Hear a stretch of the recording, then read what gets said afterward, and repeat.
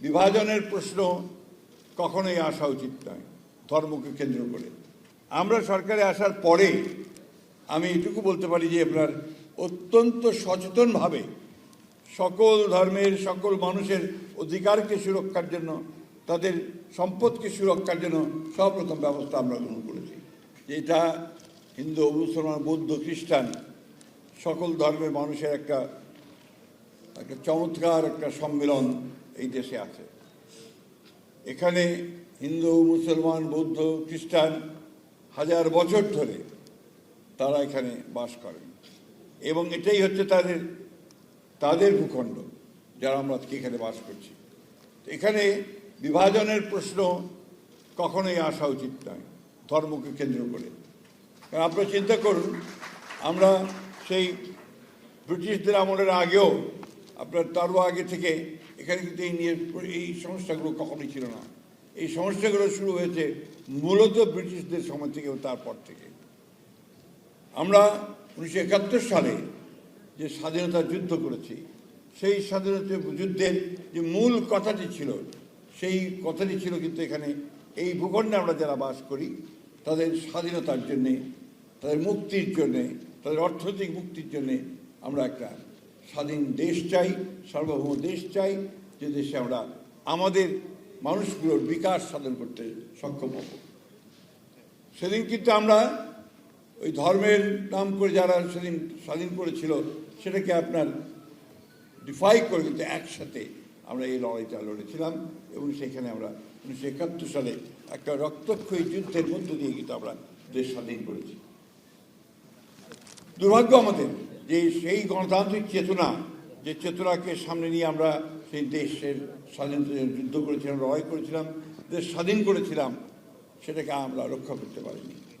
আমরা সরকারে আসার পরে আমি এটুকু বলতে পারি যে আপনার অত্যন্ত সচেতনভাবে সকল ধর্মের সকল মানুষের অধিকারকে সুরক্ষার জন্য, তাদের সম্পদকে সুরক্ষার জন্য সর্বপ্রথম ব্যবস্থা আমরা গ্রহণ করেছি।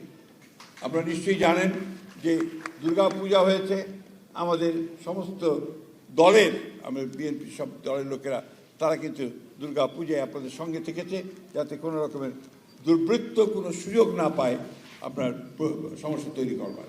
তবে একটা জিনিস আমাদের মনে রাখতে হবে যে বাংলাদেশ কিন্তু একটা সকল ধর্মের একটা স্বাধীন সার্বদেশ, এটা জনগণতান্ত্রিক বাংলাদেশ। বাংলাদেশটা মানুষের সকল। আমাদের নেত্রী এবং খালেদা জিয়া বলতেন যে আমি কখনোই আপনাদেরকে সংখ্যালঘু মনে করি না, আমি মনে করি যে আপনারা এই দেশের সন্তান, আপনার এই দেশের সমান অধিকার আপনার যা আমারও তা। এই কথাটা মাথায় রাখতে হবে। আমি সবসময় বলি যে কেন নিজেকে ছোট করেন? আপনি আপনার দাবি আদায় করে চিৎকার করে বলবেন যে দিস মাই রাইট, এটা বলতে হবে। তো আপনার অধিকার আপনাদেরকে নিয়ে নিতে হবে। এই যে অধিকারটা আপনি যদি চিৎকার না করেন, কথা না বলেন, তাহলে কিন্তু আপনার পিছিয়ে পড়ে থাকতে হয়, সামনে এগুলো যায় না। আমি অনুরোধ করবো আপনাদেরকে, আপনারা যোগাযোগ রাখবেন। আমাকে যখনই ডেকেছেন আপনারা, আমি কিন্তু তখনই এসেছি এবং সব সময় প্রতিটি অনুষ্ঠানে, প্রতিটি প্রয়োজনে আমি সামনে এসে দাঁড়াই। আমাদের সরকারও দাঁড়ায়।